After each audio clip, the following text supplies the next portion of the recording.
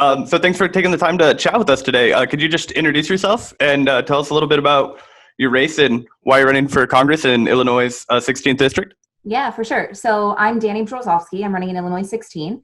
My dad was in the Army when I was a kid, and I grew up all over the place. He's a Gulf War veteran. But we moved here to the middle of this big district, which is just west of the Chicago suburbs, in the late 90s when I was a young teenager. And for me, growing up on Army bases all over the world, I learned really, really young how incredibly important it was to be able to rely on your neighbors. That was something that held a great deal of personal value and meaning for me from the time I was like a really little kid. And I thought that sense of community, the idea that we're all in this together, I thought that existed only in a military environment. I thought that was something that was kind of unique to growing up on Army bases. And so my dad gets put on recruiting duty. I am a young teenager. It's 1999. And we moved to this town of 10,000 people. And I learned that, in fact, that sense of community that I had so long associated with the military actually existed in lots of other places too. And it just became something that was so sort of thematic for my life that it was the driving force behind my entire career. So I worked in nonprofits for a long time. I served on a bunch of civic and philanthropic boards. I owned a small business that was a community center here in my hometown when I came home in 2015. And I decided to run for Congress because my family was one of those military families that you read about, who, we were on food stamps. We lived in trailers when I was a kid. When we first moved to Illinois, we had a rental property, but we couldn't afford to heat it. And so we all five slept together in the living room all winter long. And as I made a career out of helping other people and trying to lift my community up, I learned that not only were my family struggles not unique, but for far too many families, the stuff that was hard for us is getting harder, not easier. And as I got steadily more invested in politics, so I'm currently the chair of the LaSalle County Democratic Party. LaSalle is the second largest county in the district. The district represents all or parts of 14 counties. I watched my opponent, the incumbent, Adam Kinzinger, take vote after vote after vote that seemed to be hurting the people I was trying to help, right? So he's voted against people with pre-existing conditions and votes against farmers and women and people of color and the queer community and, veterans. He's voted against everybody in this district, it seems. And that seems like a tremendous injustice. And I believe in democracy. I believe that there is a version of American democracy that can work for everybody. I believe equally that it's failed. And so I'm running for Congress to give the people of this district and people all over, people like my family, the kind of fighting chance they deserve and the kind of representation who's going to make sure they get it. That's really interesting. And you mentioned you're running against the incumbent Republican Adam Kinzinger.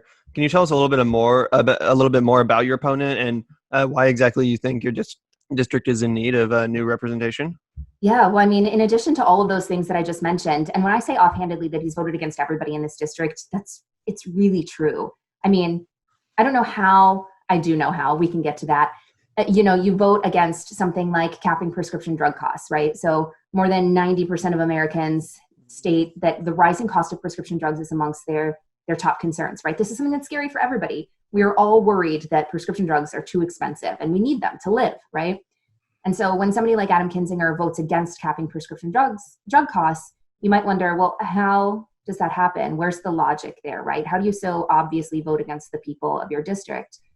And then you think about it just a little bit more and do a tiny bit of digging, the barest amount of Googling. And what you see is that Adam Kinzinger's campaign coffers stacked with dollar bills from Big Pharma. And so the truth is that Adam Kinzinger and so many people like him aren't beholden to their constituents. They're beholden to their big corporate donors. That's deeply problematic. That's corruption, not democracy. And so, there's that, right? It's who he serves. And it manifests in his behavior. So what we see is Kinzinger in the district has just a really awful reputation for absenteeism. He has a reputation for being dismissive of his constituents. He never does town halls. If he does do what he calls a town hall, it's a closed session with pre-screened questions.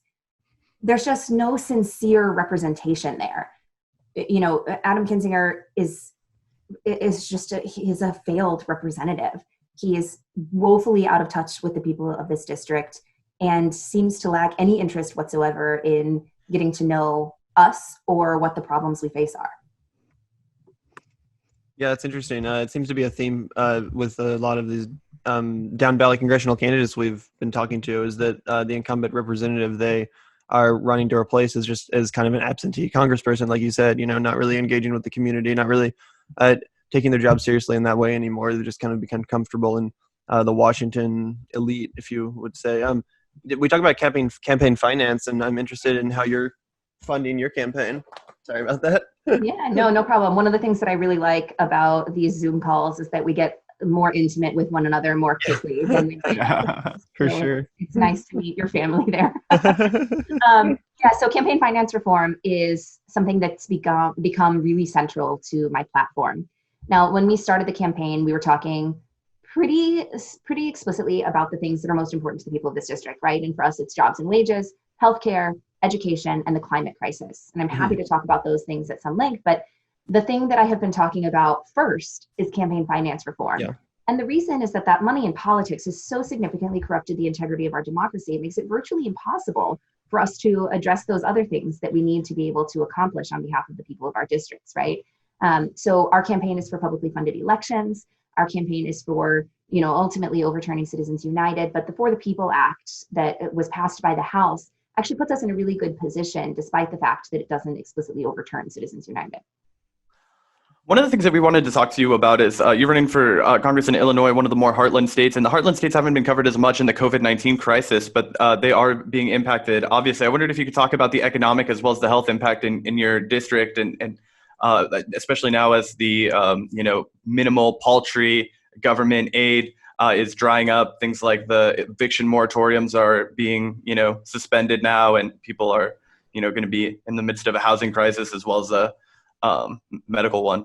Yeah, well, this is what trickle-down economics actually looks like, right? So, we are tremendously lucky to live in the state of Illinois, where we have really strong leadership in our governor, J.B. Pritzker. But you're absolutely right to point to a lack of resources coming from the federal government. If you think about the amount of direct cash infusion that families have received, it's pathetic. This is not sustainable for anyone. Unemployment rates in this district tend to be a little bit higher overall than the national median anyway. That certainly hasn't changed over the course of this crisis. That economic crisis that has been a consequence of the pandemic absolutely affects districts like this one. And some of the challenges are mitigated a little bit by having strong leadership at the state level, but the federal government has a pretty significant responsibility, and they failed entirely. I think at the outset, when the coronavirus pandemic was so significantly mishandled by the Trump administration, and many of us, and I say this as just as a person who lives in the United States of America, as a person who, I have feelings and get scared of stuff, right? And I eat cereal way too late at night, all that, I'm a normal human, right? I'm just a person. I, at the outset of this crisis, thought I was scared. I wanted somebody to make me feel better. I wanted somebody to make me feel like, okay, it's going to be fine. We will take care of, something is going to happen and this will be taken care of. Well, guess what? That's me. I'm that person now, right? Because the vacuum for leadership here in this district is so incredibly overwhelming. Adam Kinzinger did nothing. It would have been really easy, I think, for him to demonstrate some competence and compassion. He failed to do so.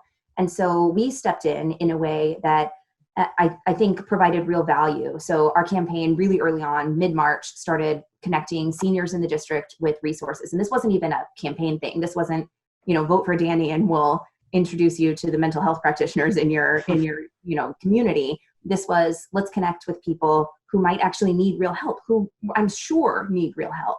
And we did that for several weeks until community organizations, the nonprofit community, state elected officials and things like that could kind of help fill in the gaps.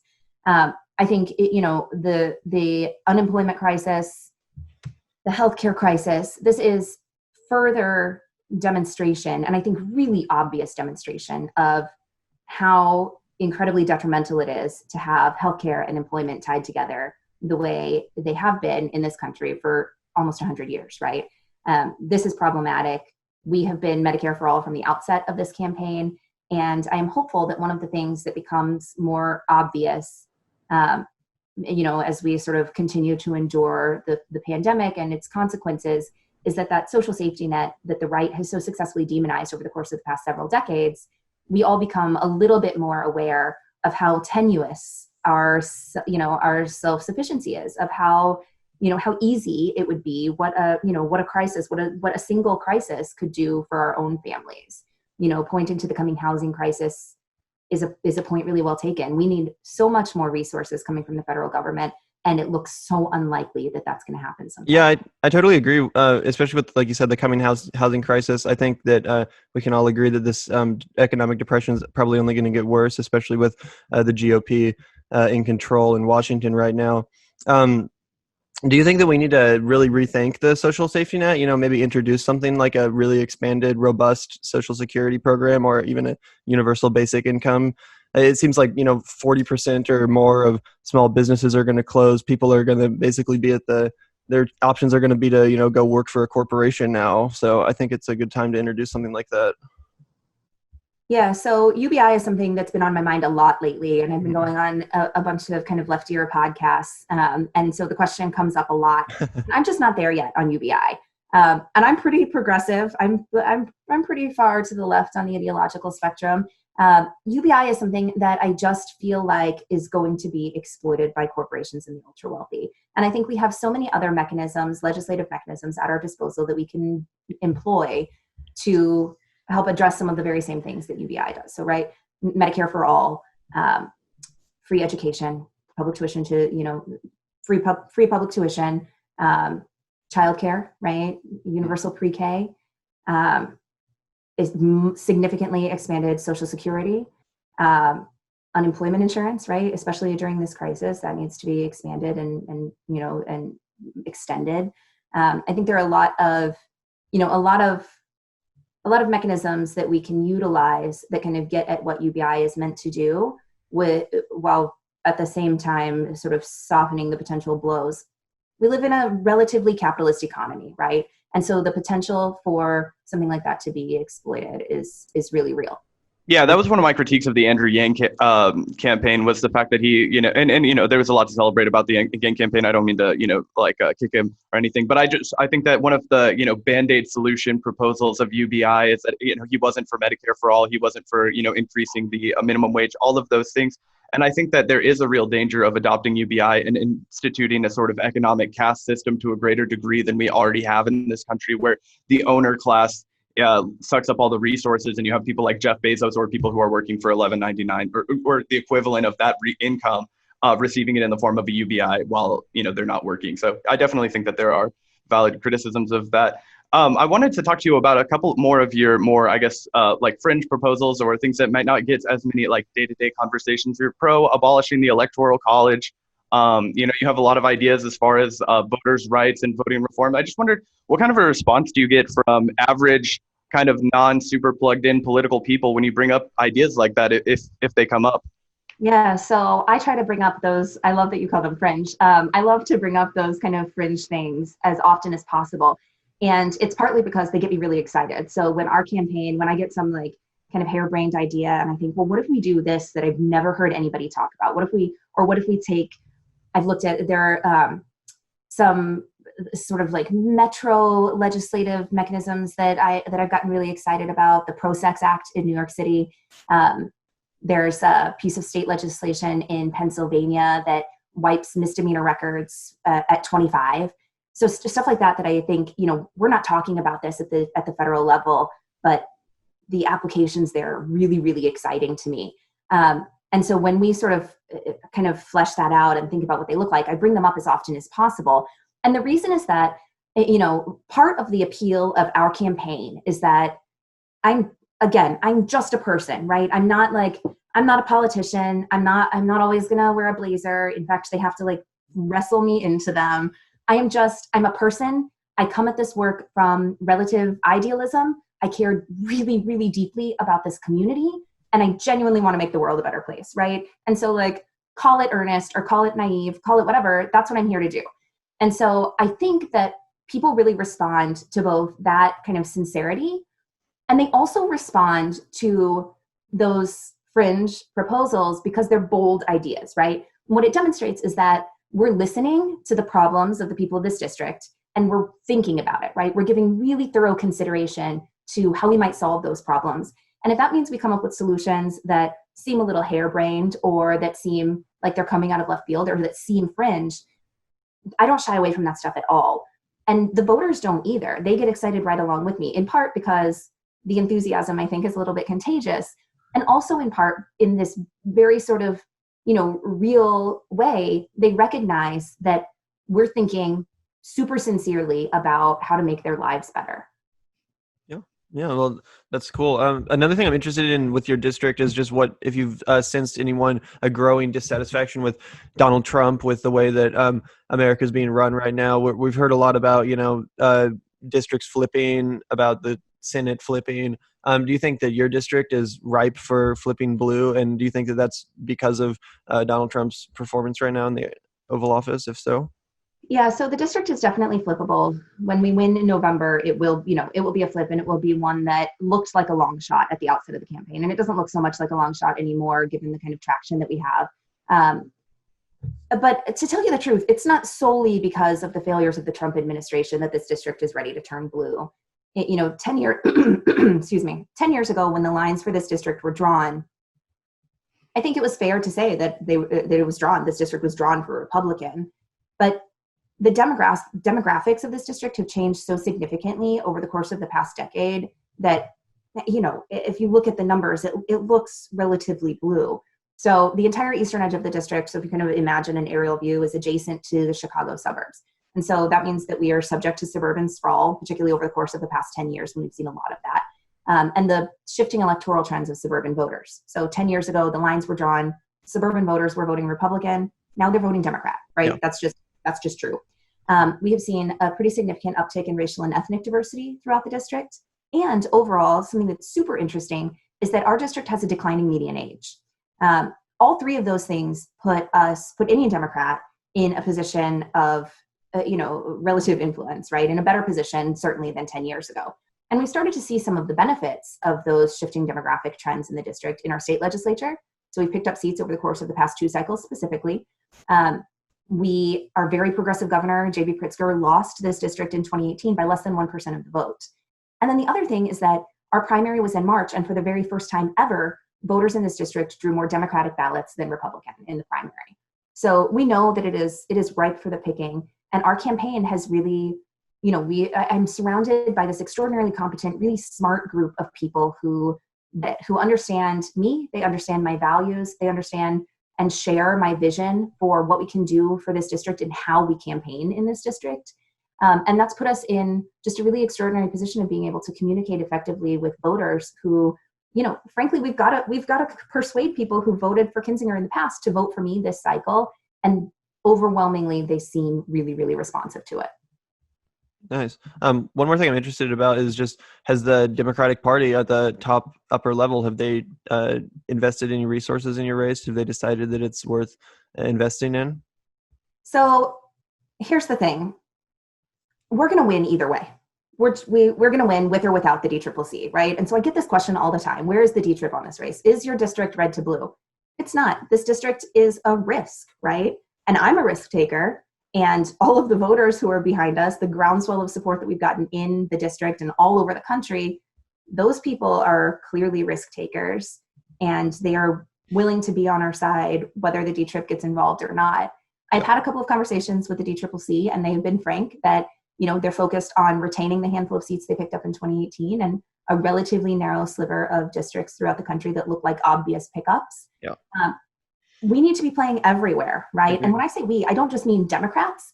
I mean noisy, take no prisoners progressives like me, right? We need people who are going to establish a critical mass in Congress, in both the House and the Senate. We need people who are going to establish a critical mass, a coalition of people who are actually going to get some stuff done, right? And so if that means that we duke it out in really tough races like this one, and that we come from behind and surprise people when we win, great, let's do that. That sounds fun. I'm here for it. That's exactly what we're doing. That's what needs to be done. If that means that the DTrip wants to get on board in August and dump a bunch of staff and money into this campaign, that's welcome. I welcome their support. But it doesn't change the direction our campaign is headed. It certainly doesn't change the way we are going to win this race. And I think it absolutely shouldn't, because it's pretty clear that we're successful right now. It's pretty clear that what we're doing is working.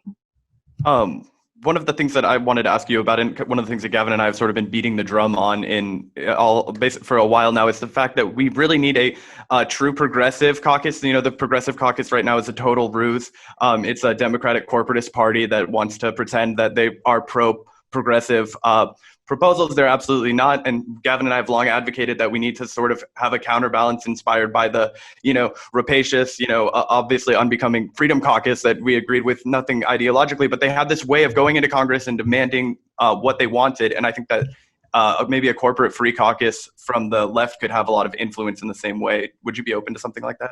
Yeah, for sure. I love that. So I don't disagree. And, the way the political discourse in this country has moved so dramatically to the right, it becomes really difficult to kind of pull the conversation left. So when I moved home, this is a town of 10,000 people, right? I came home in 2015 and I had a lot of conversations on this topic, and they were really, I'm giving you this is super insider info, guys.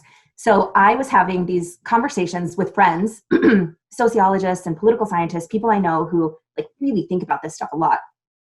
What can we do? What can we do to, in a very intentional way, pull the conversation to the left? Well, this is what it looks like, right? This is what that work looks like. It looks like electing people at all levels of government who have a real commitment to these genuinely progressive ideals, right? Who come at this work with progressive values and are willing to do the hard work of pushing a progressive agenda. When I was elected chair of the LaSalle County Democrats, so I'm in my second term, I was elected just 2.5 years ago. It was a big point of conversation. And the conversation, frankly, it was, do we need to be concerned about Dani's anti-gun socialist agenda? And the answer is no, just get on board. What I've been saying for a long time is that if we can build a coalition, if we can build a bridge between, these sort of organized labor Democrats, right? Democrats who really came up as part of the labor movement, sort of, old white guy contingent, right? Yeah. We can build a bridge between those people and all of us, right? Younger people who, don't shy away from the word socialism, who are willing to have a conversation about it.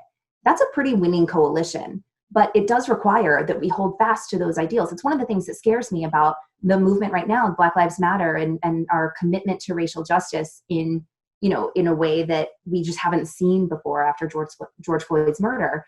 One of the things that I just am always really conscious of is I don't want us to accept, these incremental, these tiny, wins. I don't want to accept marginal victory. Like the phony $1 billion cut to police that Bill de Blasio proposed. That's really just we're going to put off hiring until October. No, yeah, that's not what we're here for, right? We need transformational change. It is clear, right? I think, the outpouring of support for Black Lives Matter over the course of the past, month and some change has really demonstrated that there is recognition that the perspective here has shifted, dramatically, I think. My dad is, as I said, a Gulf War veteran. He's 6'4", 200 pounds. He looks like one of those Duck Dynasty guys. My dad's a conservative in so many ways. And I went to my mom and dad's for a barbecue a couple of weekends ago and sort of prepare to steel myself, right? I'm going to have this hard conversation with my mom and my dad. And so I go to my mom and Mom, George Floyd, what do you think? And she says, well, there are bad cops and there are complicit cops. And I was like, cool. Okay. All right. Fine. I'm going to move on to my dad. My dad's the hard one.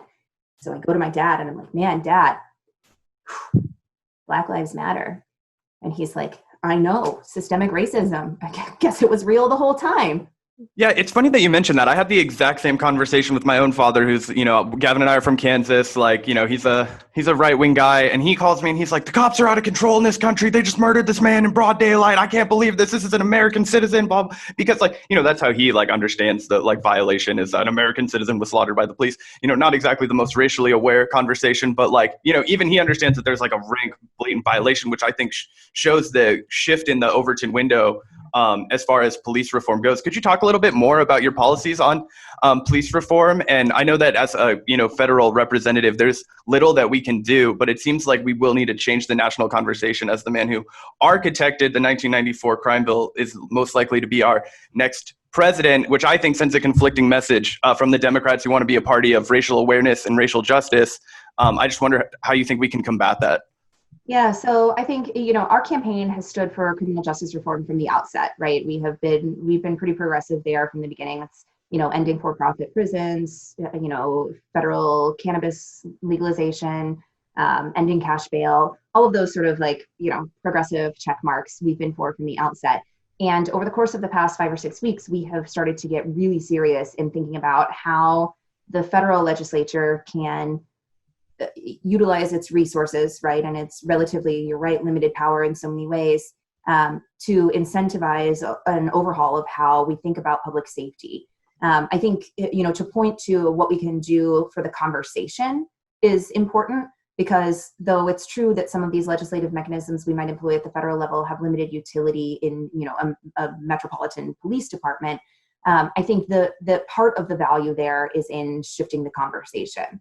I think it's really important that we take this moment when the conversation, the sort of public discourse about racism and police brutality has shifted so dramatically. I think it's really important that we, sort of utilize that, and that we also shift our politics in a way that mirrors that change. So we've started to think about what are the other community services that we can invest in, right? How do we incentivize investment in, for example, Black-owned businesses? And there are lots of ways that we can do that, right? We know that the federal government is really falling down on small business support in the first place. And so as we think about how we might overhaul that at the federal level, it's talking about incentives, right? And so I think about this largely through an economic lens. How do we incentivize states and municipalities, subsequently, to invest specifically, explicitly in minority-owned businesses, particularly in troubled neighborhoods? Grants.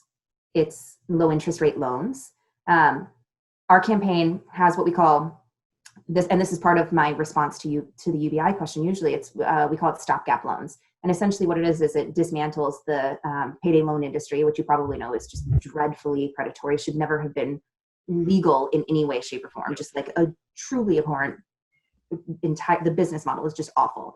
And so this stopgap loans, what we do is we dismantle that industry and replace it with super flexible repayment terms, very low interest rate government loans that are basically no questions asked, right? You need help. That's the role of government, right? Is to help people. The role of government is to provide for the greater good. And that means we put the interests of our most vulnerable communities first.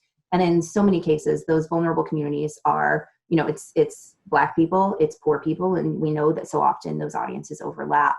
And so we're pretty in the weeds on this public safety stuff and how we think about utilizing resources that might previously have gone to, arming the police with just ridiculous weaponry, and how we actually invest in communities. Yeah, it kind of reminds me of the, famous and much trotted Martin Luther King quote of, socialism for the rich, rugged individualism for the poor, because what you just described that we need to do for poor people, we do all the time for the biggest corporations in this country. I mean, the Fed just dug out for $4 trillion to pump into the Wall Street, yet we couldn't come up with $1 billion to help, just start up Black-owned businesses, for example. You know what I mean? For people who are excited by what you've had to say today and want to support your campaign, where can they go? Yeah, so go to DaniForIllinois.com. It's DaniForIllinois.com. We're also on Facebook and Twitter and Instagram. It's either Dani for Illinois or Dani for Congress, depending what platform you're using. But you'll see my smiling face and the Dani Brzozowski logo on each of those platforms. You'll be able to identify that you're in the right spot. Awesome. Thanks so much for joining us today. Yeah, thanks so much for chatting with us. We wish you the best of luck. Yeah. I appreciate that. Thank you. Have a good one, Dani. Take care.